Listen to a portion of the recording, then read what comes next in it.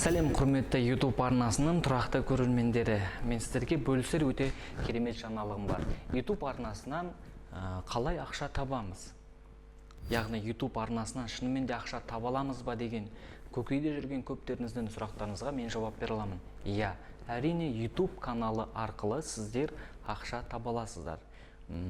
Сонымен қатар монетизацияға қосылған каналдар болса, егер сіздерде пин-код келмей жатқан болса, осындай дәл осы пин-код сіздерге келмей жатса, егер сіздерде 1000 подписчик 4000 сағат болып, осы пин-кодты аламай жатсаңыздар, мен сіздерге қалай алу керек екенін түсіндіріп бере аламын. Және де осы видеоның соңына дейін көріңіздер, мен сіздерге қай жерге қалай толтыру екен барлығын көрсетемін. Бұл Google AdSense дейтін платформа, яғни YouTube каналын ашып, 1000 подписчик жинайсыз, 4000 сағат жинағаннан кейін, қаралым болғаннан кейін, сіздерге Google AdSense-ға тіркел дейді. Яғни монетизацияға тіркейміз. $10 түскеннен кейін сіздерге автомат түрде осындай пин-код жіберіледі. Яғни бұл Лос-Анджелестан жіберіледі. Мен бұны 2 айдың ішінде алдым. 28 желтоқсан күні жіберген болатымын. 28-12-2020 және де 17 қаңтар күні таңғы сағат 7-де менің адрес бойынша тұрақты жерге алып келді. Бұны мен енгізгеннен кейін әр айдың 21 күні сіздерге Лос-Анджелестан ақшаны жібереді. Мысалға, менде бірінші каналымда $145 түсті. $145 түсті. Бұны 21 қаңтар күні перечисление жасады. 5 рабочих дней, яғни 5 күндік жұмыс уақытында сіздерге міндетті түрде түседі. Егер де суббота воскресенье келіп қалатын болса, сенбі жексенбі күндері, онда сіздерге жаңағы 5 күн ішінде міндетті түрде түсетін болады. Тек қана оны қалай толтыру екен, оның барлығын мен сіздерге алдыңғы видеоларда көрсететін боламын. Ал әзірге YouTube каналын қалай бастауға болатын жайында кішігірім мағлұмат бере кетейін.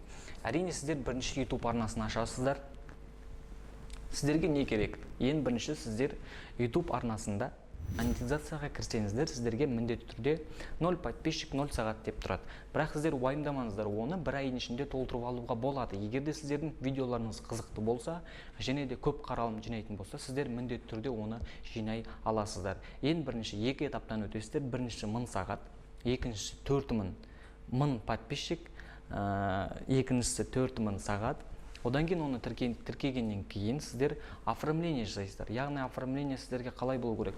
Мысалға, сіздердің оформленияларыңыз елге қызықты болатын дүниелер. Обложка, яғни логотип ойлап табасыз, каналдың атын ойлап табасыздар. Одан кейін ішіндегі видеолар қызықты болу керек. Мысалға, видеоларыңыз сіз не жайында қозғай аласыз? Автомеханика, немесе жаңағындай автообзор, реакция, көптеген политикалық мәселелерді қозғап отыр, бірақ та мен сіздерге совет бермеймін. Политиканы қозғап ешқандай қажеті жоқ. Сонымен қатар комментатор немесе анимациялық видеоларға комментатор болсаңыздар болады.